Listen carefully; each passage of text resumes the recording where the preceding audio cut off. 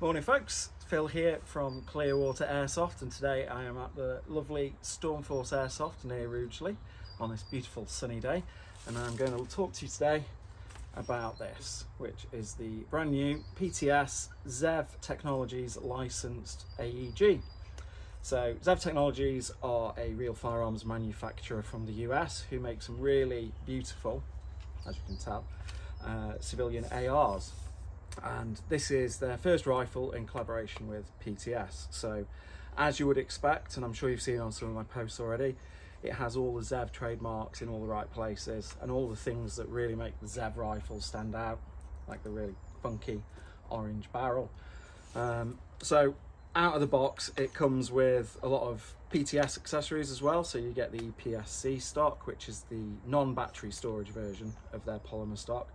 Really nice matte finish, really good strong quality polymer. On the 14.5-inch carbine, which this one is, it comes with the EPG, the enhanced polymer grip, and on the smaller carbines you get the compact version of the grip, which has a slightly more vertical grip angle. Have an ambidextrous charging handle, which does hold the chamber open, so you can adjust the rotary hop to whatever settings you need. And it also has this really nice, very comfortable adjustable trigger, which you can adjust with a little Allen key at the back, so you can have it really, really sensitive or a bit more of a pull, depending on how you like your gun set up. It has another PTS accessory in the enhanced trigger guard, so even with thick gloves on, you know, there's no trouble getting your finger into the trigger guard to pull the trigger. At the front, we have one of 𝐏𝐕's wedge lock rails. So this attaches to the rail with a wedge system, which you adjust here. And it's really nicely done. I've got one of their older rails and it was a much shinier finish, whereas this one has got a sort of matte satin finish. So it does feel really nice. It's very thin, it's very light.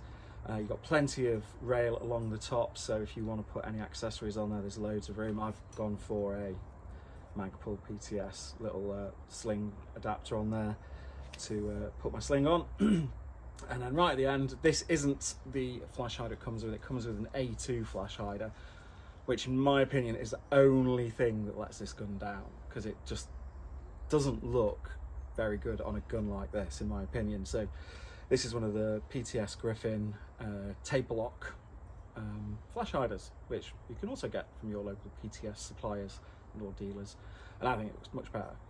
So that's the gun. Oh yes, and then one thing that's a pet peeve of mine when people don't do it, it does replicate the gas tube system, and this is a mid-length carbine gas system.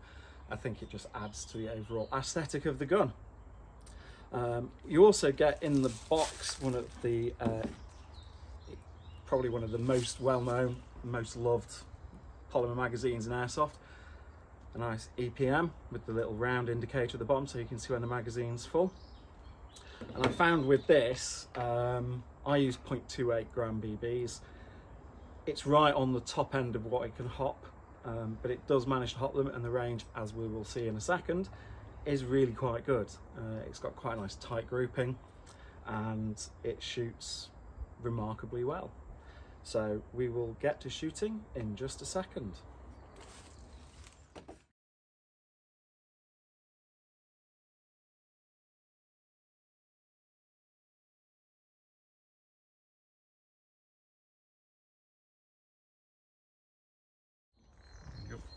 Okay, so here we are on the range at Stormforce. I've got some fresh 2.8s in the EPM.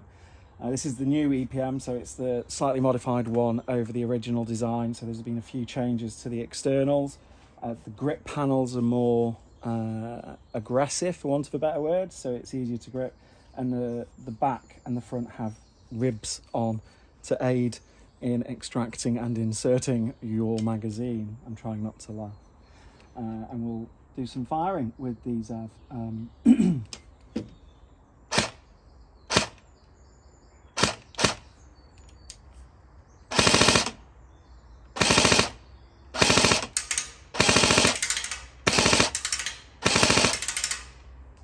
So it's got really nice rate of fire. I think when I chronoed it, it comes out just around 1.03 on 0.2 gram BB, so it's perfectly site legal anywhere in the UK. And with 2/8 it's obviously a little bit slower, but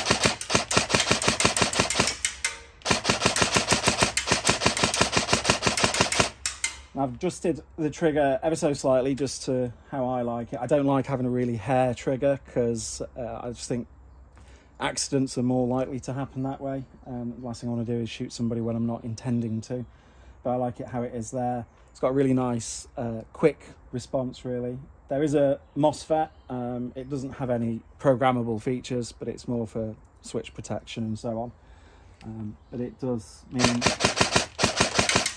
that you could probably run any battery you want in it. I tend to use the Titan lithium-ion batteries, but for this test, just because it fits nicely in the stock tube, I've just got a little 1300 milliamp 7.4 LiPo in today. But it has absolutely no problem powering them. And the range on it, the range and the grouping, even at distance, the BBs do stay quite close together, so hitting man-sized targets it's definitely not going to be a problem. It shoots really nicely. It's really quite light, considering it's 14.5-inch carbine. Some can be quite bulky or front heavy. This one is balanced really nicely in the hand. It goes into the shoulder and the stock's really comfortable, and the handguard is really nice and thin, so you can get a good grip on it. And for those of you who have seen the Magpul Dynamics videos, you can see grip to your heart's content. I personally will be getting a little hand stop on just because I like to have it like that, and I tend to sort of grip it a bit like that, but I haven't got one yet. But there is plenty of M-lock real estate on the rail, so you can put all sorts of attachments or rails on there.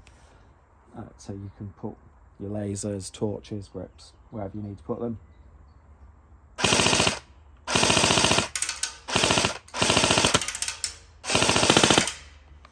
So yeah, one thing is the magazine well is quite tight, but with a nice firm insertion, you know, your mag's not going to fall out. It does feed fine. I've tried it with a couple of other mags and that works, so I don't think you'll have any problems. So overall, I think if you're looking for a high quality carbine, AR based, that is licensed from a really well known in the US and slightly different manufacturer that's got something unique about it, then you could certainly do a lot worse than looking at the PTS Core Elite ZEV Technologies carbines.